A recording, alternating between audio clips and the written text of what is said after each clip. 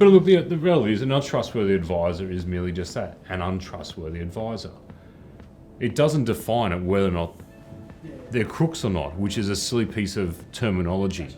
Because people can be not liquidators or lawyers and still be very good advisors as to what they're doing. So why do you think they get people in the room before they come and see us? Look, I've always What are they selling? I reckon they're selling trust. But we've had this argument before. Well, no, I don't think they're selling trust at all. I think they're selling hope. Because people go to them and because they're hoping that they'll be able to get out of the problems.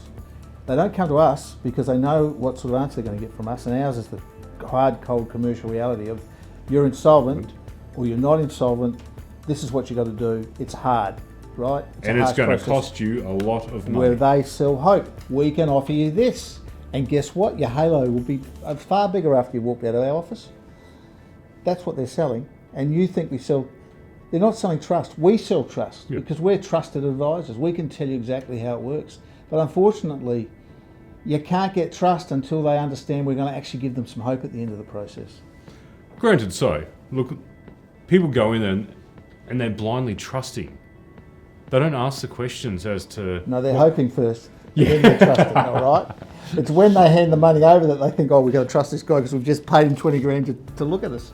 There is this rogue element to these advisors that, it has been deemed to be untrustworthy advisors, but no one's actually, again, defined this terminology. And if you ask any of, the bodies, who are they? You can't get a straight answer as to who they actually are. When you say bodies, what are you talking when you mean bodies? Government regulators as to... The ASIC. ASIC, AFSA. The thing is, what I find, Roland, is that if they go to their accountants first, the pre-insolvency advisor is cut out of the loop straight away because most accountants go, no, don't go near them. Go and see my mate who's an insolvency advisor. I've used him before. He'll give you the good oil where you sit. Well, my concern with that is I disagree with you completely. You've had a different... I've had the accountants, and literally I went to see a friend of mine whose mother was in some financial problems, and obviously I have a conflict there, so I was just merely listening to the problem and sending her off in another different direction.